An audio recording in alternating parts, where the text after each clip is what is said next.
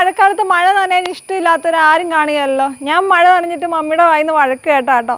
അപ്പോൾ എന്നെ പോലെ മഴ നനയാൻ ഇഷ്ടമുള്ളവർ വേഗം വായോ, നമ്മൾ മൺസൂൺ വാക്ക് ഈ വർഷവും നടത്തുന്നുണ്ട് കേട്ടോ. അപ്പോൾ നമ്മുടെ ഈ പരിപാടി നമ്മുടെ തൊട്ടടുത്തുള്ള സ്ഥലത്ത് തന്നെയാണ് നടത്തുന്നത്. നമ്മൾ ഇടുക്കി ജില്ലയിലാണ്.